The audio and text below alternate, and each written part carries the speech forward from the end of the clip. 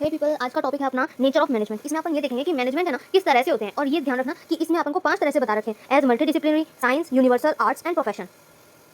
अब एक एक करके इन पांचों को पढ़ेंगे। पहला लेती हूँ मैं एज मल्टी डिसिप्लिनरी डिसिप्लिन। अब इसका क्या मतलब होता है, अपन के पास है ना कई सारे सब्जेक्ट्स होते हैं। जैसे मैंने अभी देखा कि साइंस है, आर्ट्स है, प्रोफेशन है, मतलब ये दो तो सब्जेक्ट्स ही अपने आर्ट्स और साइंस। अपन देखते हैं कॉमर्स, आर्ट्स एंड साइंस, ये तीन अपने पास फील्ड होती है जिसमें अपन जा सकते हैं 10th के बाद। तो ये तीन तो सब्जेक्ट नहीं, लेकिन अपने पास और भी कई सारे सब्जेक्ट्स आते हैं। जैसे अपन को है ना अगर डॉक्टरी में भी जाना होता है ना तो अपन को देखना पड़ता है अपन बायोलॉजी लेंगे या पीसीएम लेंगे, तो वो डिफरेंस हो जाता है। तो मल्टी डिसिप्लिनरी डिसिप्लिन, इसमें बहुत सारे डिसिप्लिन है, मैंने कुछ उठा लिए हैं, देख लो। जैसे पहला मैं ले रही हूँ इकोनॉमिक्स। इकोनॉमिक्स अपने सब्जेक्ट भी है। तो अब इकोनॉमिक्स में अपन क्या पढ़ते हैं, डिसीजन मेकिंग पावर, जिसमें अपन माइक्रो इकोनॉमिक्स और मैक्रो इकोनॉमिक्स पढ़ते हैं। माइक्रो जो इंडिविजुअल लेवल पे होती है और मैक्रो जो अपने एग्रीगेट होल लेवल पे होती है। तो वो ध्यान रखना होता है कि अपन को ना इसमें डिसीजन मेकिंग पावर मिलता है इकोनॉमिक्स में। डिसीजन मेकिंग हो गया, और उसके बाद ना अपन ये देखते हैं कि रिसोर्सेज का प्रॉपर एलोकेटमेंट कैसे करते हैं, मतलब allotment and proper use of resources, जैसे अपन ऑप्टिमम यूटिलाइजेशन करते हैं वैसे। तो अपन इकोनॉमिक्स की डेफिनेशन भी इसमें दे सकते हैं, या फिर ये 2 पॉइंट भी दे सकते हैं कि डिसीजन मेकिंग पावर देता है ये, और इसके अंदर है ना अपन प्रॉपर यूज ऑफ रिसोर्सेज कर सकते हैं या फिर इनको अलोकेट कर सकते हैं। अगला है अपना एंथ्रोपोलॉजी। इसमें ना अपन ये देखते हैं एथिक्स और मोरल साइंस। ये अपने जितने भी बताए economics, anthropology, political science, zoology, psychology और सोशियोलॉजी, ये अपने ना प्रिंसिपल्स बताते हैं। ये अपने कुछ प्रिंसिपल्स डोनेट करते हैं। इसका प्रिंसिपल क्या है, रिसोर्सेज देना, मतलब रिसोर्सेज का कैसे यूज होगा, डिसीजन मेकिंग पावर। ये अपने ये जो डोनेट करता है ना अपने प्रिंसिपल्स, वो होते हैं बिजनेस की मॉरलिटी और एथिकल वैल्यूज। अकाउंट्स में है ना लास्ट चैप्टर है शायद ये तुम्हारा, एक है एथिकल अकाउंटिंग का कैसा कुछ। उसमें तुम्हें ये बताया जाता है कि ना अपन अकाउंट्स के जो शीट्स वगैरह या फिर स्टेटमेंट है, फाइनल स्टेटमेंट, उनको है ना अपन मिस एप्रोप्रिएट कर सकते हैं, मतलब घपला दिखा सकते हैं उसमें कुछ कि कुछ भी हमने गलत कर। जैसे अपन वो देखेंगे कि जैसे अपन है ना बिजनेस के लिए कार खरीदी, लेकिन है ना वो बिजनेस के लिए नहीं, वो है ना मतलब कोई अपनी फैमिली को ट्रिप पे लेके जा रहा है उसी कार से। तो भाई पेट्रोल गया, कंपनी के पैसे लगेंगे। कार की कुछ डैमेज हो गया, एक्सीडेंट हो गया, कंपनी के पैसे लगेंगे, खुद के थोड़ा लग रहे हैं। तो वो एथिक्स के बाहर जाके काम हो जाता है। तो यहाँ ना अपन एंथ्रोपोलॉजी में ये देखेंगे हाउ टू बिहेव, और बिहेव कौन सा, एथिकल और मोरल साइंस के बारे में यहाँ बात होती है अपनी। अपन है ना मुझे ध्यान नहीं अगर तुम्हारे टाइम पे, क्योंकि मेरे टाइम पे आते थे एक मोरल साइंस करके ना अलग से छोटी सी पतली सी किताब आती थी, उसमें कई सारी कहानियां दी होती थी। अब वो हिंदी की किताब आती थी कि इंग्लिश की, तो मेरे को भी ध्यान नहीं है। अब तुम्हें ध्यान है तो बहुत बढ़िया बात है, क्योंकि वो चीज़ ध्यान रखने की होती है, क्योंकि उसमें कई सारे ना अपन को प्रिंसिपल्स बताए जाते हैं कि है ना अपने मतलब देश दुनिया में क्या लॉज वगैरह हैं वो। तो थोड़ी वो जो मोरल स्टोरीज होती है ना वो भी इसके अंदर आ जाती है। तो ये ध्यान रखना, ये क्या कंट्रीब्यूट करता है एंथ्रोपोलॉजी, ये अपने बिजनेस मॉरलिटी प्रोवाइड करता है और एथिकल वैल्यूज देता है। अगला है पॉलिटिकल साइंस। पॉलिटिकल साइंस से अपन को क्या पता चलता है, ये ना एक ऑर्गेनाइजेशन स्ट्रक्चर के बारे में बताता है। पॉलिटिकल साइंस अपने सब्जेक्ट होता है आर्ट्स वालों को, मतलब आर्ट्स में भी होता है पॉलिटिकल साइंस, लेकिन अपन भी पढ़ा होगा। जैसे अपन सिविक्स पढ़ते हैं तो उसमें भी पॉलिटिकल वगैरह चीज़ आती है ना, राजनीति, ऐसी चीज़ों से रिलेटेड। तो इसमें ना अपन क्या देखते हैं, ब्यूरोक्रेसी होती है, मतलब क्या तो सेंट्रलाइजेशन होगा क्या डिसेंट्रलाइजेशन होगा। तो ये अपना क्या प्रिंसिपल कंट्रीब्यूट करता है कि क्या तो ये ऑर्गेनाइजेशनल स्ट्रक्चर से रिलेटेड प्रिंसिपल डोनेट करेगा, या फिर ब्यूरोक्रेसी यानी सेंट्रलाइजेशन या डिसेंट्रलाइजेशन। ये आगे प्रिंसिपल्स ऑफ मैनेजमेंट में आएगा। तो फिर भी बताया तो सेंट्रलाइजेशन मतलब एक पूरी ऑर्गेनाइजेशन है, लेकिन अपन को कुछ काम करना होगा तो अपन एक जो सेंट्रल है ना, सेंटर एरिया, उसके पास जाके पूछेंगे कि हमें ये करना चाहिए नहीं करना चाहिए। डिसेंट्रलाइजेशन क्या है, मतलब ये पूरा काम है तो जो एक बंदा है ना जो सुपरवाइजर, वो क्या है सब में बांट देगा काम, तो अपने हिसाब से काम करो। तो होता है डिसेंट्रलाइजेशन, खुद के पास कोई पावर नहीं है, दूसरों में बांट दी गई सारी पावर जो थी। तो ध्यान रहे पॉलिटिकल साइंस अपन को ऑर्गेनाइजेशनल स्ट्रक्चर और ब्यूरोक्रेसी के बारे में प्रिंसिपल्स डोनेट करता है। अगला है जूलॉजी। अब है ना इसमें अपन देखेंगे बिहेवियर एंड फीलिंग्स। ये अपने प्रिंसिपल्स वो डोनेट करता है जिसमें अपन को ये पता चलता है कि अपन है ना मतलब क्या अपना बिहेवियर होना चाहिए, क्या अपनी मतलब बिहेवियर और फीलिंग्स म्यूचुअल अंडरस्टैंडिंग होनी चाहिए कि हम सामने वाले के बारे में कुछ गलत बात ना कर दें। क्योंकि मैनेजमेंट में अगर अपन ने ना अपने सुपरवाइजर को कुछ मतलब ऐसे फ्री की नसीहत दे दी और उसने फ्री में अपन को रेस्टिकेट कर दिया या फिर रेजिग्नेशन ऑर्डर मांग लिया, अपन से फायर कर दिया, तो वो फ्री में काम हो जाएगा अपना। तो अपन को म्यूचुअल फीलिंग देखनी पड़ती है जूलॉजी में। बाद में साइकोलॉजी, ये अपने ना जैसे इसमें अपन फीलिंग देखे थे, इसमें अपन ह्यूमन बिहेवियर देखेंगे। अब ह्यूमन बिहेवियर कैसे, इन दोनों में ह्यूमन बिहेवियर आता है जूलॉजी और साइकोलॉजी में, लेकिन बात किसी है इसमें अपन फीलिंग देखेंगे तो ये अपने प्रिंसिपल देता है फीलिंग का। और साइकोलॉजी अपन को फीलिंग देती है read the mind of others, माने कि अपन कंट्रोल कर सकते हैं ह्यूमन बिहेवियर को। अपन जैसे अब आगे और चैप्टर्स पढ़ेंगे, मार्केटिंग आएगा, एडवर्टाइजमेंट आएगा, तो उसमें क्या होता है अपन है ना ये मार्केटिंग करते हैं, एडवर्टाइजमेंट करते हैं ना, तो ये देखते हैं कि अपन दूसरों को अट्रैक्ट कैसे कर सकते हैं। जैसे अपन कोई ऐड देख रहे हैं, अपन खुद को कस्टमर मान के चलते हैं, कस्टमर छोड़ो कंज्यूमर मान के चलते हैं। अब है ना अपन को कोई ऐड अच्छी लगी कि हाँ भाई ये तो बड़ा अच्छा काम दे रहा है, तो इसको है ना खरीद लेते हैं। तो वो पता चला ना कि मार्केट में उसने सर्वे किया, मार्केटिंग अच्छी की, एडवर्टाइजमेंट बहुत प्रॉफिट में गया उसका, तो उसने अपना ह्यूमन बिहेवियर पे रिसर्च किया और उसको पता चला कि हाँ ये प्रोडक्ट का ना मार्केट में बहुत ज़्यादा डिमांड है। तो वो चीज़ देता है अपन को ये साइकोलॉजी, मतलब ह्यूमन बिहेवियर और read the mind of others. Next है अपना सोशियोलॉजी। सोशियोलॉजी है ना ये प्रिंसिपल वो वाला कंट्रीब्यूट करता है जिसमें आपको सोसाइटी के बारे में बताते हैं। अब सोसाइटी के बारे में कैसे, मतलब सोसाइटी ही काम करेगी, सोसाइटी के लिए ही करेगी और सोसाइटी के अंदर ही करेगी, माने by the society, for the society and in the society. अब इसमें है ना क्या तो इंडिविजुअल या ग्रुप को कैसे हैंडल करना होता है ना वो पता चलता है सोसाइटी के अंदर। जैसे अपन क्या तो इंडिविजुअल में काम करते हैं या ग्रुप पे करते हैं, होल ऑर्गेनाइजेशन को लेकर अपन प्रिंसिपल डोनेट करते हैं ये चीज़ का कि अपन है ना सोसाइटी के लिए काम करेंगे। जैसे अब आगे ना इसमें आगे और पढ़ेंगे, अपन को है ना अपनी एक लिमिट होने के बाद है ना, मतलब अपना जो टर्नओवर है वो एक लिमिट होने के बाद है ना अपन को है ना सोशल वेलफेयर में भी जाना पड़ता है। 2% सोशल वेलफेयर में देना पड़ता है, मेरे को ध्यान नहीं है उसका क्या नाम था, आगे आएगा तो बताऊँ। तो वो ही है ना अपन को देना पड़ता है क्यों, ताकि अपन टैक्स से भी बच सके, तो और है ना सोसाइटी का भी भला हो। जरूरी नहीं है कि आपने पूरा का पूरा टैक्स गवर्नमेंट को ही देना। गवर्नमेंट ये भी रूल लगा रखा है कि अगर आप 2% वेलफेयर में भी देते हो ना तो आपको उसका कंसेशन मिल जाता है। मैं टैक्स क्यों पढ़ा रही हूँ, तुम्हें हमारे काम नहीं आएगा। ठीक है, मैंने तुम्हें ये चीज़ बता दी multi disciplinary discipline. Multi disciplinary discipline का मतलब क्या होता है, कॉम्बिनेशन ऑफ वेरियस सब्जेक्ट्स में मैंने दे दिए। इसके अलावा बहुत भी होते हैं, जैसे मैथमेटिक्स हो गया, फिजिक्स हो गया। अब अपने ना कॉमर्स के बच्चे हैं, अब तुम्हें मैथ्स के बारे में बताऊँ तो मैथ्स के प्रिंसिपल्स जो होते हैं वो रिजिड होते हैं, मतलब कुछ नहीं हो सकता उसमें, वो छोड़ो। फिजिक्स होता है उसकी जो थ्योरीज वगैरह होती है वो भी रिजिड होती है। तो अब है ना ये चीज़ें अपन काम नहीं आ सकती क्योंकि अपन को इतना पता नहीं ना, मेरे को पता है मैं खुद कॉमर्स से हूँ। तो जो भाई इतना नॉलेजेबल है कि हाँ मुझे फिजिक्स भी आती है, मैथ्स भी बहुत अच्छी आती है, तो जरूर लिखो और समझाओ, मुझे तो आती नहीं से मैं तुम्हें समझाई। अब इसको करने का तरीका क्या होगा, पूछ लिया गया अपन को management as multidisciplinary discipline बताना है, एक्सप्लेन करो 4 नंबर में या कितने भी नंबर में। ठीक है, तो मैं पहला लिख दूंगी, ब्लैक पेन से हेडिंग डाल दी, management as multidisciplinary discipline. ठीक है, 2 लाइनें बता दी कि मल्टीडिसिप्लिनरी का मतलब होता है कि कॉम्बिनेशन ऑफ वेरियस सब्जेक्ट्स, और ये मिक्सचर होता है जितने भी सब्जेक्ट होते हैं उनके प्रिंसिपल्स, कॉन्सेप्ट्स एंड थीम्स वगैरह का। ठीक है, 2 लाइनें बन चुकी है। उसके बाद पहला टॉपिक है, पहला पॉइंट है इकोनॉमिक्स। ब्लैक से लिखा और बाद में ब्लू से 2 लाइनें लिख दी। इकोनॉमिक्स क्या होता है? डिसीजन मेकिंग पावर देता है, एक allotment and proper use of resources देता है। इसके अलावा बहुत सारे प्रिंसिपल्स भी डोनेट करता है ये, लेकिन है ना अपन ये लिखे हैं क्योंकि ये अपन को ईजी लगते हैं। तुम्हें बाकी ईजी लगते तो और लिख लो, बुक में बहुत सारे। अगला मैंने लिया है एंथ्रोपोलॉजी। अब एंथ्रोपोलॉजी में 2 लाइनें वो लिख दो। 2 लाइनें कौन सी होगी? ये अपन को है ना एथिकल वैल्यूज प्रोवाइड करते हैं और बिजनेस मोरालिटी बताते हैं। ये 2 प्रिंसिपल देते हैं कि इसमें अपन को ये पता चलता है कि आपको काम है ना लीगली देखना पड़ेगा, इलीगल काम से कोई फायदा नहीं है। ऐसे ही 3 सारा एक्सप्लेन कर दिया, 4 ऐसे वो 5 और 6 पॉइंट इसलिए बता रही हूँ क्योंकि हमारे 6 नंबर का सवाल आया करता था। तुम्हारे अगर 4 भी आ रहे ना तो 6 लिख के आओ, तुम्हारा पेज भरेगा और तुम्हारा अच्छा भी लगेगा काम। अपनी कॉपी को अट्रैक्टिव करना है। देखो इतना तो है ना जो तुमने ये किया है, मैं जितना पेज बता रही हूँ, ये तो तुमने खाली वो दिया है कि हाँ ये टॉपिक्स होते हैं, ये एक्सप्लेन कर दिया। डिसिप्लिन क्या होता है, कौन कौन से सब्जेक्ट होते हैं, उनमें से कोई 6 उठा के एक्सप्लेन कर दिए। ठीक है, ये पेज आ गया, बहुत बढ़िया। लेकिन अब इसको एक्सप्लेन करने के बाद ना अपन को ये नंबर पूरे नहीं देगा इंसान, वो जो एग्जामिनर है वो चेक करने वाला क्या करेगा, ये लिखने के बाद अपन को कंक्लूजन लिखना पड़ेगा। कंक्लूजन और ये हाईलाइट करने के बाद कंक्लूजन क्या होगा कि है ना हमने ऊपर जितने भी प्रिंसिपल्स लिए हैं डिसिप्लिन से, उसको एनालाइज करने के बाद अपन को ये पता चलता है कि जो ये मल्टीडिसिप्लिनरी डिसिप्लिन है ये ह्यूमन बिहेवियर और मार्केट ट्रेंड्स के बारे में। क्यों? क्योंकि अपन को इकोनॉमिक्स से पता चला हम डिसीजन मेकिंग और अलॉटमेंट ऑफ रिसोर्सेज कर सकते हैं। ये अपना ह्यूमन बिहेवियर है और मार्केट ट्रेंड है, क्योंकि अपन एक रिसोर्स एक ही जगह जहाँ से वो निकल रहा है वहाँ यूज नहीं कर सकते। जैसे है ना अब ये अपन बहुत सुनते हैं कि हलवाई है वो खुद की बनाई मिठाई नहीं खाता, तो वही चीज़ है जहाँ से रिसोर्सेज निकल रहे हैं ना वो खुद प्रॉपर यूज कर नहीं सकते। उसके बाद अपन एंथ्रोपोलॉजी से लेते हैं एथिकल वैल्यूज और बिजनेस मोरालिटी, वही ह्यूमन बिहेवियर आ गया और मार्केट ट्रेंड आ गया। फिर पॉलिटिकल साइंस से अपन को पता चलता है ऑर्गेनाइजेशनल स्ट्रक्चर और ब्यूरोक्रेसी, यानी सेंट्रलाइजेशन और डिसेंट्रलाइजेशन। इससे अपन को पता चलता है ह्यूमन बिहेवियर यानी कि कंपनी में किस तरह का वो काम कर रहे हैं, और मार्केट ट्रेंड, क्योंकि मार्केट ट्रेंड नहीं होगा तो वो अपन डायनेमिक तो चेंजमेंट नहीं कर सकते वो अपनी कोई भी पॉलिसी में, तो वो प्रिंसिपल देते हैं। ऐसे जूलॉजी, साइकोलॉजी और सोशियोलॉजी। ये ध्यान रहे, इतना लिखने के बाद है ना अपन को ये पता चला कंक्लूजन में ये ह्यूमन बिहेवियर है एंड मार्केट ट्रेंड्स। ये बातें केवल मल्टीडिसिप्लिनरी डिसिप्लिन के बारे में है। तो अपन ये कह सकते हैं, लाइन बदल दी या फिर पैरा चेंज कर दिया। ध्यान रहे आंसर में ना जैसे मैंने कंक्लूजन लिखा तो मैंने ये लिख दिया the use of knowledge drawn from these disciplines helps in understanding and analysing the human behaviour and market trends. ठीक है, पता चल गया ह्यूमन बिहेवियर और मार्केट ट्रेंड, दो चीजें पता चली। इसके बाद ना ट्रेंड्स यहाँ फुल स्टॉप लगाया तो अपन यहाँ से शुरू करेंगे, लाइन नहीं छोड़ेंगे बीच में, क्योंकि लाइन छोड़ते ये पता चल गया कि अपना सवाल समाप्त हो गया, अपन ऐसा काम नहीं करेंगे। और बाद में सो भी कंक्लूड, अपन क्या कंक्लूड कर रहे हैं ऊपर जितना भी ये लिखा है अपन ने कि management combination of various subject, क्योंकि है ना अगर अपन ने एलोकेट ऑफ रिसोर्सेज करना है तो अपन को मैनेज करना पड़ेगा उसे। एथिकल वैल्यू और बिजनेस मोरालिटी से काम करना तो मैनेजमेंट की जरूरत पड़ेगी। अपन ऑर्गेनाइजेशनल स्ट्रक्चर और ब्यूरोक्रेसी बनानी तो मैनेजमेंट के साथ काम करना पड़ेगा। और ऐसे साइकोलॉजी, जूलॉजी और सोशियोलॉजी, इनमें भी आपको मैनेजमेंट की जरूरत पड़ेगी। तो ये निकल गई बात है अपने पास कंक्लूजन। ठीक है, अगला टॉपिक ले रही हूँ मैं साइंस। अब मैनेजमेंट है साइंस, इसमें ना अपन इस तरह ए ब्लैक पेन का यूज, पहले साइंस, उसके बाद इसके बारे में जो पॉइंटर लिख रहे हैं वो, फिर same to same management. Line छोड़नी हो तो छोड़ देना, नहीं तो बिना छोड़े भी, क्योंकि अपन मैनेजमेंट लिखेंगे ना उसके बाद अपनी ये पूरी खाली जाने वाली है। ठीक है, ये देख लिया। उसके बाद मैनेजमेंट के बारे में 2 बातें। इस तरह से अपन को ऐसे बी लिखना है, सी लिखना है, डी लिखना है, ई लिखना है, एफ लिखना है, वो देखेंगे क्या क्या करेंगे। पहला बता देती हूँ साइंस के बारे में। पहला पॉइंट लेते हैं अब है ना अपन साइंस के पॉइंटर्स लेते हैं। पहला पॉइंटर मैं ले रही हूँ कॉज एंड इफेक्ट्स का। फर्स्ट इज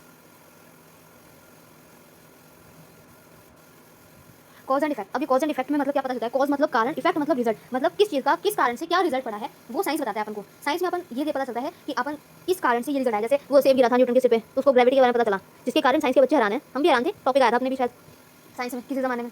तो वो होता है कॉज एंड इफेक्ट, वो पता चलता है उससे। वैसे ही ना मैनेजमेंट में भी अपन को ये पता चलता है कॉज एंड इफेक्ट के बारे में। कैसे? अपन को है ना जब मैनेजमेंट करते हैं ना तब अपन को ये पता चलता है कि क्या कारण की मतलब क्या कारण से प्रॉब्लम हुई है और उस प्रॉब्लम का क्या रिजल्ट निकला है फिर, तो वो कॉज एंड इफेक्ट। दूसरा पॉइंट, जो प्रिंसिपल्स होते हैं वो बेस्ड होते हैं फैक्ट्स के ऊपर।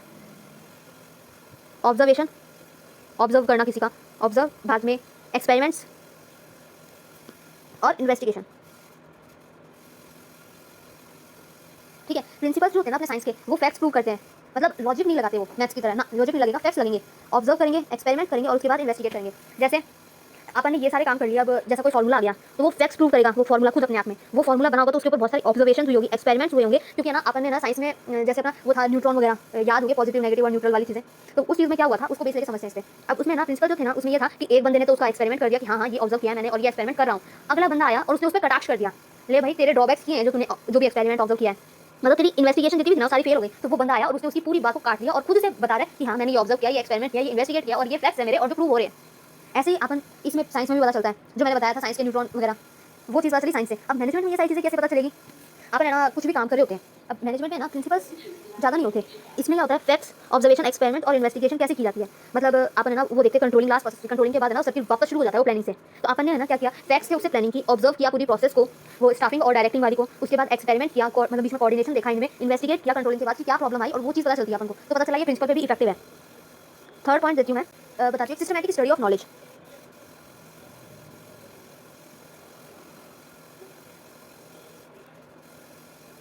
देखना नॉलेज, ये सिस्टमैटिक स्टडी ऑफ नॉलेज है ना, इसको फर्स्ट पॉइंट पे रखना क्योंकि आगे भी काम आएगी, आगे भी जो है ना इसके प्रोफेशंस वगैरह उसमें भी है। तो सिस्टमैटिक स्टडी ऑफ नॉलेज, इसमें ना अपन जो भी काम करते हैं ना वो बेसिक से स्टार्ट करते हैं। ऐसा नहीं होता कि आपने मतलब यहाँ से बेसिक तो आते नहीं, मतलब किसी ने ना 10th करी नहीं, 10th के बाद डायरेक्ट 12th की उसमें जा रहा है बायोलॉजी में, तो भाई वो तो फिर धन्य है, मतलब उसने बेसिक तो की नहीं ना, तो उसे 10वीं में पता है कि साइंस में क्या किया, 11वीं में पता नहीं उसने साइंस क्या किया, और 12वीं के बोर्ड दे रहा है साइंस के, तो ये वो दिक्कत है। लेकिन नहीं होता ये काम, इसलिए गवर्नमेंट कहती है पहले 10वीं 11वीं और उसकी नॉलेज रखो प्री, मतलब 10th के भी पिछली क्लासेस के साइंस की, तब अपन को 12th बोर्ड में बैठने दिया जाता है। हाँ भैया सिस्टमैटिक स्टडी करोगे ना तभी होता है, और ऐसे ही अपन मैनेजमेंट में करते हैं, मैनेजमेंट में भी सिस्टमैटिक स्टडी होती है। अब कैसे सिस्टमैटिक, जैसे अपन प्लानिंग करते हैं तो ये पूरी प्रोसेस होती है ना, वो सारी सिस्टमैटिक स्टडी के बेसिस पे चलती है। अपन ऐसे नहीं कर सकते कि अपन ने प्लानिंग तो की नहीं और डायरेक्ट ही स्टाफिंग कर रहे हैं उसके बाद डायरेक्ट, भाई जब हमने प्लानिंग बनाया तो राइट टाइम पे राइट वर्कर्स को क्या स्टाफ करेंगे अपन, तो वो दिक्कत जाती है। फोर्थ पॉइंटर है वो साइंटिफिक मेथड्स यूज लेता है, scientific methods for scientific experiment. देखो भाई अगर हम साइंस के एक्सपेरिमेंट करें तो ऑलरेडी साइंटिफिक मेथड्स यूज होंगे, और ऐसे ही अगर है ना अपन को कुछ मैनेजमेंट में एक्सपेरिमेंट करना तो अपन मैनेजमेंट के प्रिंसिपल्स टेक्निक्स मेथड्स ये सारे काम लेंगे, तो ये भी प्रूव करता है। अब एक लास्ट पॉइंट जो ये प्रूव करता है कि जो साइंस है ना और जो मैनेजमेंट है वो कॉन्ट्रास्ट कर रहे हैं आपस में, और वो पॉइंट है फिफ्थ। क्या पॉइंट है कि जो प्रिंसिपल्स है ना साइंस के, प्रिंसिपल्स हो गई या टेक्निक्स हो गई या लॉ हो गया या फिर जो भी फॉर्मुलाज वगैरह है, तो वो जो चीज़ है ना वो रिजिड है। रिजिड माने ठोस है, उसको कन्वर्ट नहीं किया जा सकता। जैसे न्यूटन का लॉ है एक्शन रिएक्शन, उसको है ना वो रिजिड है, उसका जो फॉर्मूला है ना, तो जैसे ये अपन मैथ्स में देखते हैं a + b = c बता रही हूँ मैं। अब इसको है ना मैं ऐसे भी लिख सकती हूँ a = c - b, आंसर दोनों का सेम आएगा। अगर मैं ऐसे लिख दूँ b = c - a तो भी आंसर तीनों का सेम आएगा। तो ये फॉर्मूला है, इसको खाली उल्टा पुल्टा किया गया है, ठीक है, आंसर सेम आएगा और फॉर्मूला भी सेम ही है। ये नहीं कह सकते मैं फॉर्मूला बदल दिया ना, तो ये रिजिड है। लेकिन है ना अगर अपन ऐसे कह दें ये a - c = b, तो ये नहीं हो सकता, क्यों? क्योंकि अपन को है ना फिर ये b माइनस का लाना पड़ेगा, तो ये प्रिंसिपल गलत लग जाता है अपना। ऐसे है ना अगर अपन मैनेजमेंट देखते हैं ना, तो मैनेजमेंट में अपन ये देखते हैं मैनेजमेंट के जो प्रिंसिपल्स है ना वो सिचुएशन के अकॉर्डिंग चेंज होते रहते हैं, क्योंकि ना जो साइंस के प्रिंसिपल्स लगते हैं ना वो तो लगते हैं नॉन लिविंग थिंग्स पे, जैसे सेब के ऊपर था वो ग्रेविटी का, वो नॉन लिविंग थिंग थी। लेकिन जो मैनेजमेंट लगता है ना वो ह्यूमन बींग्स के लगता है, क्योंकि वो ह्यूमन बिहेवियर है, तो वो चीज़ कॉन्ट्रास्ट कर जाती है यहाँ पे। तो इसका जो अब है ना कंक्लूजन, अब कंक्लूजन देखने के बाद कैसे पता चलेगा कि पहले अपन ये देखेंगे कि जो साइंटिफिक प्रिंसिपल्स है ना वो नॉन लिविंग थिंग्स के ऊपर होते हैं, लेकिन जो मैनेजरियल प्रिंसिपल्स हैं वो ह्यूमन बींग्स के ऊपर होते हैं। इसलिए ना management is not a pure science, ध्यान रहे ये लाइन मेन है, management is not a pure science but, कई सारे नाम है alternative, but is called exact या फिर अप्लाइड। ये नाम आपने साइंस में पढ़े होंगे, उसमें इकोनॉमिक्स में भी पढ़े होंगे, बिहेवियरल,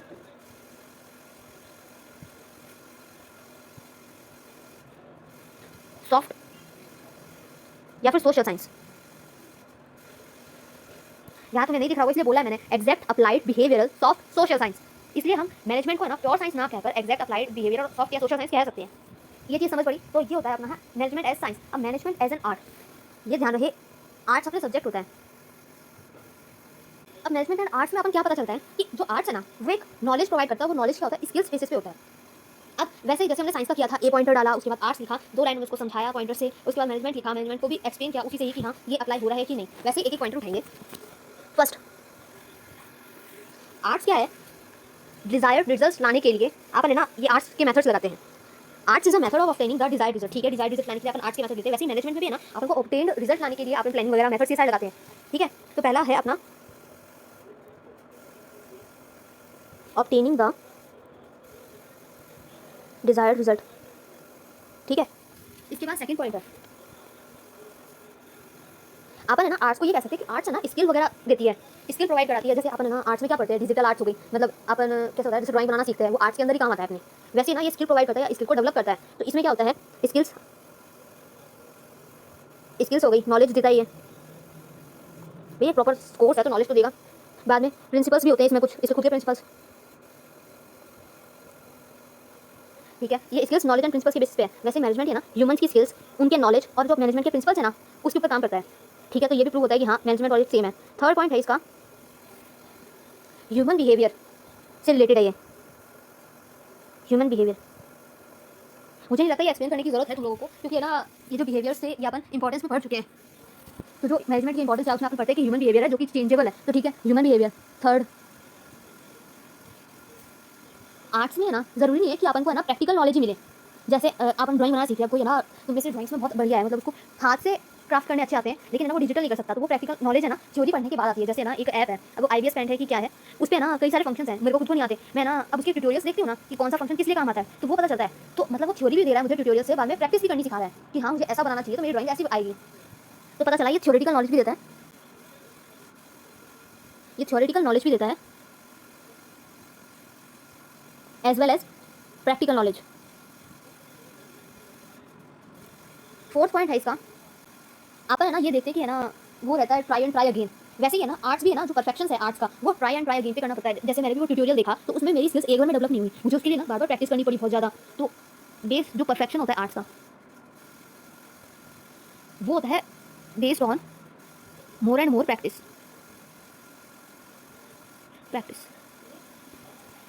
ठीक है, उसके बाद जो आर्ट्स है, अब मेरे पास अपन ह्यूमन बिहेवियर मैनेजमेंट से पता चलता है theoretical knowledge and practical knowledge. अपन है ना मैनेजमेंट में अगर ट्रेनिंग के रूप में जा रहे हैं ना, तो पहले अपन को ना नॉलेज थ्योरेटिकल नॉलेज भी देगा, उसके बाद उसको प्रैक्टिस करना सिखाएगा कि किस तरह काम करना है, किस मशीन पे क्या टाइम पे काम करना होता है।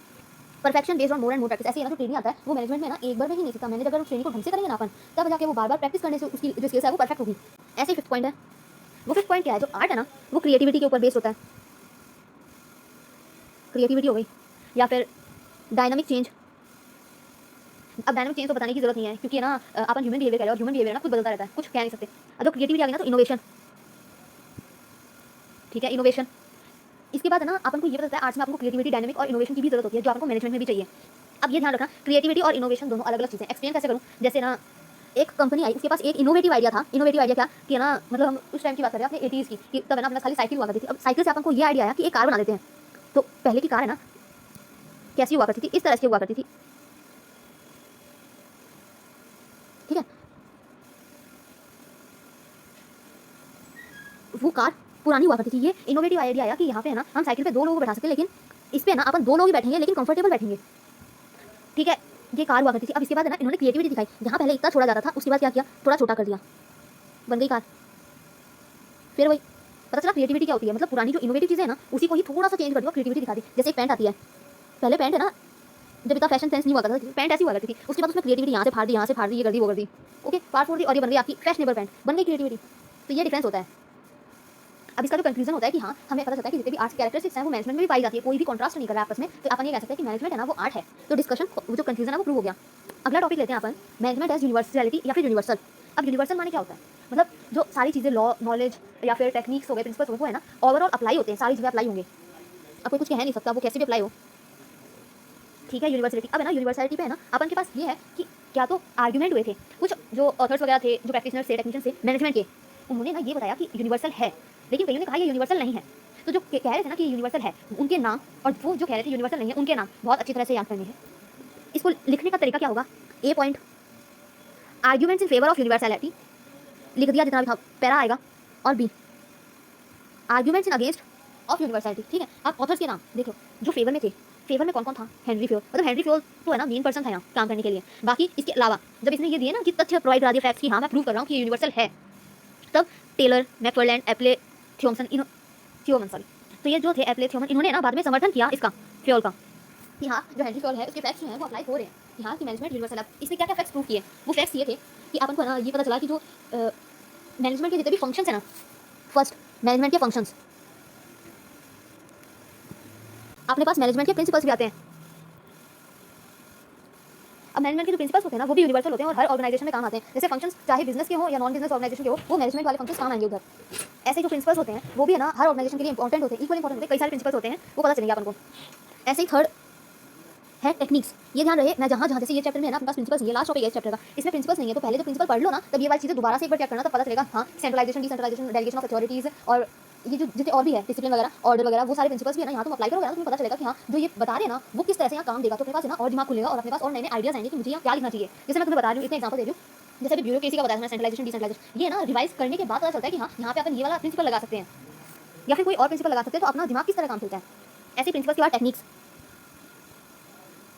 अब क्यों टेक्निक्स जो होती है ना वो प्रिंसिपल्स को अप्लाई करने के मेथड्स वगैरह होते हैं, और ये ना हर कंट्री में जो ऑर्गेनाइजेशन होती है वहाँ सब में इक्वली अप्लाई होता है। तो टेक्निक्स भी अप्लाई हो रही है, फंक्शंस हो रहे हैं और प्रिंसिपल्स भी हो रहे हैं। फोर्थ पॉइंट और ले लेते हैं, फोर्थ है कि मैनेजमेंट जो होता है ना वो है ना एक ग्रुप की इफिशियंसी और इफेक्टिविटी के लिए काम आता है, और हम ये नहीं देखते कि जो इफेक्टिविटी ऑफ ग्रुप है, अब वो इफेक्टिविटी ऑफ ग्रुप जो है ना, वो है ना, ये नहीं देखते कि अपन स्मॉल ऑर्गेनाइजेशन है कि लार्ज ऑर्गेनाइजेशन है, वो हर जगह काम आएगा अपने पास। ऐसे ही जब अपन वो मैंने एग्जांपल दिया साइंस का, वो अपन प्रोटॉन्स वगैरह होता है उसमें, तो अपन देखते हैं कि उसमें ड्रॉबैक्स जो काम दे रहे थे उन्होंने ड्रॉबैक्स निकाले। अब तुम ये देखना, ये जो यूनिवर्सल है ना, उसके आर्गुमेंट अगेंस्ट में क्या कहते हैं, मतलब बातें देखो तुम इनकी। जो अगेंस्ट में लोग थे ना, वो थे अर्नेस्ट टेल, जॉन वुडवर्ड और पीटर एफ ड्रकर। ये 3 लोग इतने महाशय थे कि उन्होंने ना, जब ऐसे होता है ना अपन, अरे जैसे तुम अपना खुद का एग्जांपल देखो, तुम है ना घर में बैठे हो, तुम्हें पता है कि तुमने गलत कर दिया, लेकिन नहीं, हम इतने मतलब फिर भी हम उल्टा जवाब दिए जा रहे कि हम सही हैं और तुम गलत हो, और साफ साफ पता चल रहा है कि हमारी गलती है, हम गलत है, लेकिन नहीं, हमें विश्वास वो नहीं करना होता ना कि हाँ हम गलत हैं। तो ऐसे देखो, तुम्हें ये पता चल गया अभी तक यूनिवर्सल है ना, अपना लास्ट सेकंड टॉपिक है, तुम्हें ये इतने में तुम्हें इतना बताया मैंने, तुम्हें ये पता था पहले से कि यूनिवर्सल होता है वो जो मैनेजमेंट होता है। क्यों होता है? क्योंकि उसके फंक्शन, प्रिंसिपल्स, टेक्निक्स, मेथड्स जितने भी होते हैं ना, वो सारे हर जगह अप्लाई होते हैं, हर जगह, कहाँ स्मॉल ऑर्गेनाइजेशन हो, चाहे मीडियम हो, चाहे लार्ज हो, या फिर इनसाइड द कंट्री हो या आउटसाइड द कंट्री हो, या फिर और डीपली लो, या तो सोशलिस्ट कंट्री हो, पॉलिटिकल मतलब सोशलिस्ट ऑर्गेनाइजेशन हो, पॉलिटिक्स में हो, या फिर कोई भी ऑर्गेनाइजेशन हो, वहाँ काम देता है तुम्हें, या फिर नॉन प्रॉफिटेबल ऑर्गेनाइजेशन या प्रॉफिटेबल हो, मैनेजमेंट हर जगह लगेगा, ठीक है। लेकिन इतना प्रोवाइड कराने के बाद भी ये वो ढीठ लोग हैं। अब तुम्हें इंग्लिश बताती हूँ, इंसोलेंट कहते हैं ढीठ को, इंसोलेंट। अब ये वो ढीठ लोग हैं जो ये कहते हैं कि नहीं भाई, हम तो अड़े हुए हैं कि ना यूनिवर्सल है, वो नहीं है, मैनेजमेंट जो है वो यूनिवर्सल नहीं है। अब बात देखते हैं, फर्स्ट पॉइंट लिया मैंने, फर्स्ट पॉइंट वहाँ क्या समझाया था कि वहाँ के जो फंक्शंस है ना, वो बिजनेस ऑर्गेनाइजेशन और नॉन बिजनेस ऑर्गेनाइजेशन में भी होते हैं ना। इनको तो है ना अपना वो इंसोलेंट करना दिखाना, तो इन्होंने क्या किया, जो फंक्शंस होते हैं ना, फंक्शंस को ले लेते हैं अपन, यहाँ पे ऑब्जेक्टिव्स जो होते हैं, ऑब्जेक्टिव्स जो होते हैं मैनेजमेंट के, वो है ना कंट्री टू कंट्री या फिर ऑर्गेनाइजेशन टू ऑर्गेनाइजेशन बदलते रहते हैं। जैसे छोटी ऑर्गेनाइजेशन का ऑब्जेक्टिव कुछ और होगा और बड़ी ऑर्गेनाइजेशन का ऑब्जेक्टिव कुछ और होगा, कर दी कुछ सा कॉन्ट्रास्ट, बहुत बढ़िया। सेकंड उन्होंने कॉन्ट्रास्ट किया जो है ना डिफरेंट सेक्टर्स होते हैं, जैसे गवर्नमेंट, प्राइवेट और जो पब्लिक कंपनीज होते हैं, 3 कंपनीज है ना, इनको है ना अलग अलग तरह से मैनेज किया जाता है। जैसे गवर्नमेंट पे गवर्नमेंट का अधिकार रहता है, प्राइवेट पे जो भी एक इंडिविजुअल ओनर है, पार्टनरशिप है, 5 फॉर्म्स ऑफ बिजनेस थी, तो वो कोई सी भी है, और जो पब्लिक है उसमें ना, पब्लिक के ऊपर है ना, प्राइवेट अपना वो सब्सिडी भी दे सकती है, गवर्नमेंट भी दे सकती है, फिर नॉर्मल पब्लिक भी चला सकती है, कोई इशू नहीं है। तो ठीक है, इस पर भी कॉन्ट्रास्ट कि भाई तीनों चीज़ों को अलग अलग तरह से मैनेज किया जा रहा है, तो अलग अलग तरह से मैनेजमेंट यूज होगा, कर दी प्रिंसिपल की धज्जियाँ। थर्ड पॉइंट लिया इन्होंने, जो डिफरेंट साइज होती है, जैसे स्मॉल, मीडियम और लास्ट में बताया मैंने, उसके है ना मैनेजर्स जो होते हैं ना, उनकी भी स्किल्स के ऊपर बात होती है। जैसे टेक्निक्स होती है, तुम्हें बताया था टेक्निक्स का पॉइंट, तो उसमें क्या होता है, इसमें वो टेक्निक्स की धज्जियां उड़ा दी कि स्मॉल, मीडियम और लार्ज ये 3 ऑर्गेनाइजेशन है, तो इनके जो मैनेजर होंगे ना, उनकी स्किल पर डिपेंड करता है। स्मॉल वाले के लिए मैनेजर का जो नॉलेज होगा वो लिमिटेड होगा, मीडियम के लिए एक क्राइटेरिया होगा, और लार्ज के लिए तो बहुत ब्लंडर सा कर देंगे ये लोग, उड़ गई यूनिवर्सल की धज्जियां। इसके बाद फोर्थ पॉइंट, प्रिंसिपल्स अपन देख चुके, फंक्शन देख चुके, टेक्निक्स देख चुके, आगे ना अपन देखते हैं इफिशिएंसी ऑफ ग्रुप्स वाला वो पॉइंट। उसमें क्या बताया था अपन ने कि अपन फेवर में थे, तब क्या कह रहे थे कि है ना, कोई भी ऑर्गेनाइजेशन को इफिशिएंसी ऑफ ग्रुप मैटर करती है और वो रिक्वायर्ड होती है। तो ठीक है, उन्होंने यही कहा, और वही सेम बात ये लोग कह रहे हैं कि ऑर्गेनाइजेशन इतनी टाइप्स होती है, मतलब 3 तो साइज के बेसिस पे, 3 रेस के बेसिस पे, सोशलिस्ट, पॉलिटिक्स वाली, उसके बाद प्रॉफिटेबिलिटी के बेसिस पे 2 होती है, प्रॉफिटेबल, नॉन प्रॉफिटेबल, और एक कंट्री के बेसिस पे, तो inside the country, outside the country. तो ये जितने भी दिए ना मैंने नाम, वो सारे अलग अलग एफिशिएंसी रखेंगे। तो भैया तो हम भी कह रहे हैं, लेकिन नहीं, अपनी बात को प्रूव करना, वो चीज़ें बता रहे हैं लोग, ठीक है। बात काट दी लोगों ने, 4 पॉइंट तुम्हें वहाँ बताए थे, 4 पॉइंट यही उन्होंने कह दिया कि नहीं भाई ये तो यूनिवर्सल नहीं है, बात खत्म। तो अब इसका जो कंफ्यूजन निकलेगा ना, वो कंफ्यूजन क्या निकलेगा, जो मैनेजमेंट है ना वो यूनिवर्सल तो है, पर उसके जो प्रिंसिपल, टेक्निक्स, फंक्शंस, मेथड्स, जितनी भी चीज़ें हैं ना, वो सारी है ना यूनिवर्सल तो है, पर वो अकॉर्डिंग टू सिचुएशन या ऑर्गेनाइजेशन चेंज होती रहती है। जैसे स्मॉल, मीडियम, लार्ज साइज के बेसिस पे universality, management principles, techniques change हो जाएंगे। तो ये पता चला अपन को, वैसे ही इसका कंफ्यूजन निकलेगा। नेक्स्ट लेते हैं अपन प्रोफेशन। अब ये प्रोफेशन है ना, इसमें ना अपन मैकफरलैंड जो है, अभी नाम बताया था तुम्हें, मैकफरलैंड वो था जो फेवर में था, और उसने ना इसमें प्रोफेशन को प्रूव करने के लिए ना 5 फीचर्स बताए थे प्रोफेशन के। अपन भी वो 5 फीचर्स ही लेंगे और ये कहेंगे कि मैनेजमेंट प्रोफेशन है कि नहीं है। इसमें ना तरीका वही रहेगा, लेकिन जैसे अपन ये अभी मैं ये बता रही, तुम्हें ए लिखा, प्रोफेशन के बारे में बता दिया 2 लाइनें, मैनेजमेंट के बारे में बता दी 2 लाइनें, हो गई बात खत्म। अब इसको है ना ऐसे ना करके नई तरीके से करते हैं। जैसे मैंने ना पॉइंटर्स ले लिया अब की बार, जैसे मैंने आर्ट्स के लिए लिया था सिस्टमैटिक नॉलेज ऑफ जो भी था उस पर्टिकुलर टॉपिक के बाद, और बिहेवियर, ह्यूमन बिहेवियर हो गया, पॉइंटर्स वो ले लिया। ऐसे ही आप अगर प्रोफेशन में करना चाहें तो वो कर सकते हैं। जैसे मैं पहला ले रही हूँ systematic body of knowledge.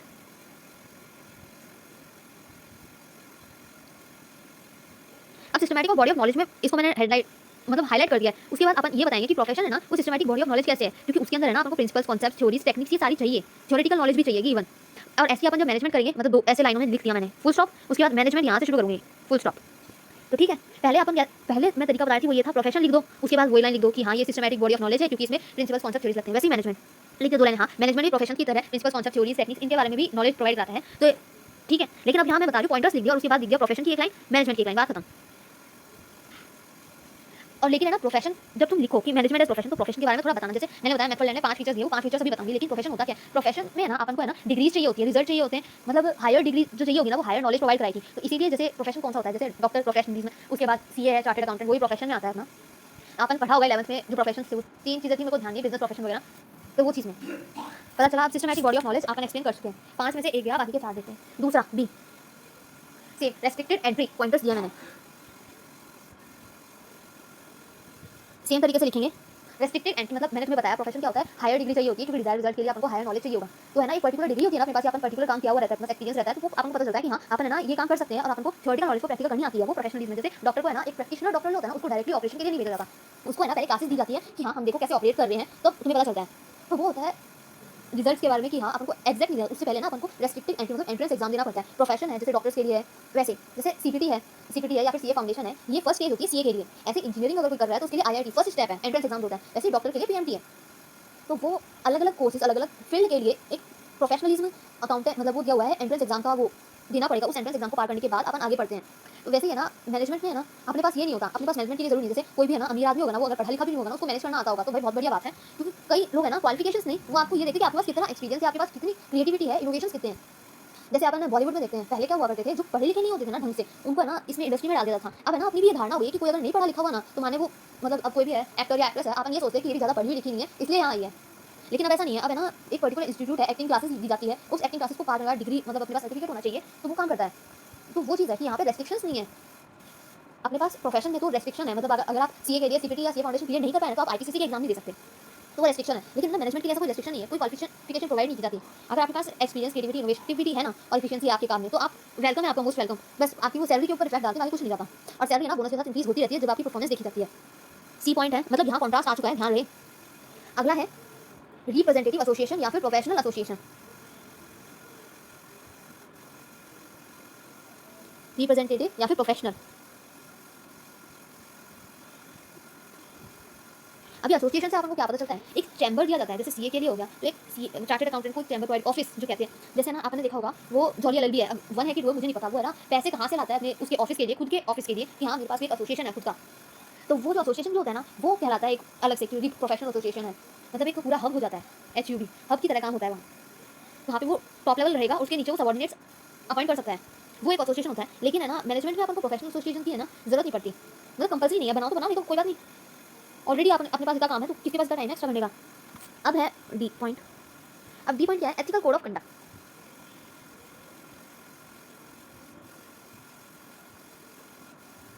Ethical code of conduct का मतलब क्या होता है, जो एथिक्स या फिर लीगल जो काम होते हैं ना वो चीज़ें, जैसे जो भी लॉज रेगुलेशंस होते हैं वो है ना, जैसे अभी चैम्बर ऑफ सीक्रेट्स याद आता है, वो चैम्बर चैम्बर बोलने से, हैरी पॉटर सबने देखी होगी चैम्बर ऑफ सीक्रेट, ठीक है। तो वो सीए का जो चैम्बर होता है उसके अपने पर्सनल रूल्स एंड रेगुलेशंस होते हैं। वैसे ही जब अपन लॉयर्स के लिए जो एसोसिएशन बनाई गई होती है उनके खुद के अलग से एथिकल कोड्स एंड कंडक्ट्स होते हैं, मतलब रूल्स एंड रेगुलेशंस होते हैं। जैसे डॉक्टर्स के भी कुछ रूल्स एंड रेगुलेशंस होते हैं, वो है ना डॉक्टर अपना फर्स्ट ऑपरेशन है कुछ करने से पहले ना उनको वो शपथ पत्र ऐसा कुछ होता है, एथिकल कोड ऑफ कंडक्ट होता है कि हाँ हम ये प्रॉमिस कर रहे हैं कि हम है ना अपने एथिकल कोड ऑफ कंडक्ट से नहीं हटेंगे। जो क्या है, दूसरों की मदद करना, चाहे वो अफोर्ड कर सकते हो या नहीं कर सकते हो, अपनी है ना ऐसे नहीं दिखाएंगे कि हाँ भाई वो मतलब अफोर्ड नहीं कर सकता तो उसको निकाल दो यहाँ से।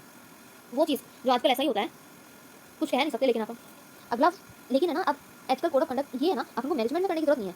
जैसे कुछ कोड ऑफ कंडक्ट है ना ये यूनिवर्सली अप्लाइड होते हैं, रूल्स एंड रेगुलेशन होते हैं, चाहे वो लॉयर्स के ऊपर हो, चाहे वो सीए के ऊपर हो, चाहे वो फिर सीए हो गया और डॉक्टर्स हो गए, इनके है ना ऊपर कुछ भी अप्लाई हो कोई बात नहीं, यूनिवर्सली अप्लाई होंगे जो रूल्स एंड रेगुलेशन होंगे। लेकिन मैनेजमेंट है ना खुद के खुद बनाता है, क्योंकि है ना ऑर्गेनाइजेशन में अगर मैनेजर को मैं एक बार टॉप ले लेती हूँ तो इसके नीचे जो एम्प्लॉइज सुपरवाइजर्स है ना वो सारे ना अपने खुद के बेसिस पे काम करते हैं। जैसे मैनेजर ने कह दिया कि मैं सेंट्रलाइजेशन फॉर्म ले रहा हूँ, तो सेंट्रलाइजेशन मतलब मेरे से आके पूछोगे तभी तुम जाना है। जैसे क्लास में टीचर बैठा रहता है, तो तुम्हें वॉशरूम जाना होता है तो मैं गो टू वॉशरूम, ये तुम परमिशन मांगोगे उसके बाद। लेकिन ना तुम कोचिंग जाओगे ना, तो कोचिंग में ना तुम्हें ये नहीं पूछना पड़ेगा मैं गो टू वॉशरूम ना, तो मैं खड़े होकर निकल भी जाओगे ना तो वो कुछ नहीं कहेगा टीचर। तो वो डिसेंट्रलाइजेशन का एग्जांपल हो गया, तो वो चीज़ है। उसके बाद सी डी और ई, फिफ्थ पॉइंट। फिफ्थ क्या होता है, सर्विस मोटिव।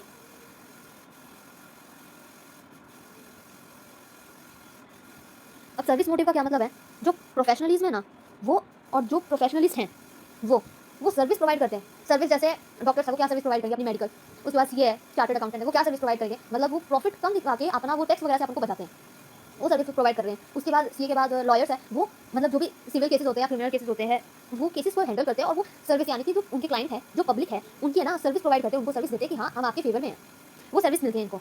लेकिन है ना मैनेजर्स जो होते हैं ना वो सर्विस नहीं देते, वो है ना केवल एक उनका मोटिव रहता है, जो मैनेजमेंट करते हैं मैनेजर्स हो गया, हाई लेवल हो गया ऑर्गेनाइजेशन, उनका एक मोटिव रहता है, वो होता है प्रॉफिट प्रॉफिट एंड प्रॉफिट। ये मैंने शुरू से बता रही हूँ। तो मैनेजमेंट के अंदर है ना एक ऑर्गेनाइजेशन में मैनेजर केवल इतना ही देता है कि है ना हमारे एक फ्यूचर है ना प्रॉफिट क्या होगा, तो वो ध्यान रखा रहता है। लेकिन है ना अब धीरे धीरे ना जैसे डेवलपमेंट होता है तो ये कहा जा सकता है कि फ्यूचर में क्या पता प्रॉफिट की बजाय उनका मोटिव भी सर्विस देना हो जाए, तो वो कहा नहीं जा रहा, फ्यूचर की बातें। अब इससे ना आपको कंफ्यूजन क्या मिल रहा है, अपन ये कंक्लूड कर रहे हैं कि जो मैनेजमेंट है ना वो और जो प्रोफेशन है वो आपस में बहुत कॉन्ट्रास्ट कर रहे हैं। तो अपन ये नहीं कह सकते जो मैनेजमेंट है ना वो प्रोफेशन, लेकिन अपन ये भी नहीं कह सकते कि जो मैनेजमेंट है ना वो फुल्ली प्रोफेशन है। तो अपन ये कह सकते हैं management is not a fully profession rather than it is a developing और एमर्जिंग प्रोफेशन। मैंने अभी बताया लास्ट वाला पॉइंट, अभी तक जितने भी आए थे ना वो सारे कॉन्ट्रास्ट कर रहे थे। कॉन्ट्रास्ट में भी केवल एक जो टॉपिक था वो साथ में था, कौन सा? Systematic knowledge of body. इसमें ना आपको सिस्टमैटिक काम करना पड़ता है, और एक ये जो सर्विस मोटिव है ये अभी तो प्रॉफिट के लिए है, लेकिन क्या पता फ्यूचर में आप प्रॉफिट की जगह सर्विस को मानने लग जाए, ध्यान दें उसका फोकस है वो प्रॉफिट की जगह सर्विस चला जाए। तो अपन ये कह सकते हैं कि जो मैनेजमेंट है ना वो फुल्ली प्रोफेशन नहीं है, लेकिन वो है ना एक डेवलपिंग या एमर्जिंग प्रोफेशन जरूर है। ये यहाँ तक जो थे ना वो तो तुम्हारा टॉपिक खत्म है। अब इसके बाद है ना कुछ मतलब एक क्वेश्चन ये आता है अपने पास कि management is a combination of science and art. या अपन इकोनॉमिक्स में भी पढ़ते हैं कि economics is a combination of science and art, इसलिए ना मैनेजमेंट में भी ये सवाल सेम बनता है। तो सेम इकोनॉमिक्स वाला ही जवाब देंगे अपन, जैसे मैनेजमेंट है वो साइंस भी है एंड आर्ट्स भी है। तो अपन देखते हैं to call management as both science as well as arts, क्यों? Because both science and arts are two sides of a coin in the field of management. ये मेन बात है, हेडिंग डाल देना, both are two sides of a coin in the fields of arts. ये चीज़ book में नहीं मिलेगी इसलिए एक्स्ट्रा बता रही हूँ। क्यों है ये टू साइड्स? क्यों? क्योंकि है ना आर्ट्स अपन को स्किल्स प्रोवाइड देता है, ठीक है? वैसे जैसे आर्ट्स अपन को स्किल्स प्रोवाइड देता है वैसे साइंस अपन को नॉलेज देता है। और अपन ये कह सकते हैं कि बिना नॉलेज के स्किल्स बेकार जाएगी, और है ना बिना स्किल्स के नॉलेज बेकार जाएगी। इसलिए अपन ये कह सकते हैं कि जो मैनेजमेंट है ना वो साइंस एंड आर्ट्स है। इसको अगर अपन और एलोबरेट करें, जैसे मैंने तो खाली इतना बताया कि एक कॉइन के दो पहलू होते हैं और दोनों को अपन साइंस एंड आर्ट्स माना जा सकता है। क्यों? क्योंकि आर्ट्स अपन को स्किल्स प्रोवाइड कराता है और जो साइंस अपन को नॉलेज प्रोवाइड कराता है। अब इनका डिफरेंस क्या होगा, दोनों में डिफरेंस क्या है, और ये दोनों एक दूसरे में कॉन्ट्रास्ट करके भी क्यों जरूरी है साइंस के लिए और आर्ट्स के लिए। जैसे साइंस में अपन को प्रिंसिपल्स की जरूरत होती है, पर्सनलाइज्ड स्किल्स,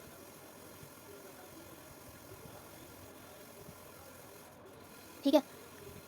ऐसे ही जैसे अपन साइंस में एक्सपेरिमेंट्स और ऑब्जर्वेशन के ऊपर काम करते हैं ना, एक्सपेरिमेंट्स हैं एंड ऑब्जर्वेशन। मैं एब्रिविएशंस यूज कर रही हूँ तो ये ध्यान रखना, मैं जो एब्रिविएशन ले रही हूँ ना यहाँ वो तुम्हारे इंग्लिश में काम आएगी।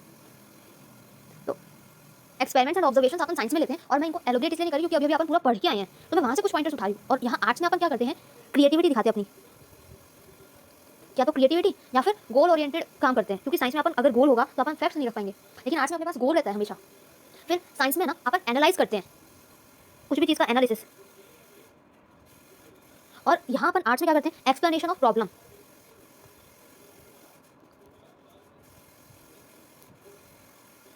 एक्सप्लेनेशन। और नेक्स्ट पॉइंटर है जैसे साइंस में है ना अपन डिसीजन मेकिंग अपना वो रहता है मेथड, और क्या रहेगा साइंटिफिक मोड के ऊपर, decision making on scientific mode. और यहाँ क्या रहेगा अपने पास मोर एंड मोर प्रैक्टिस,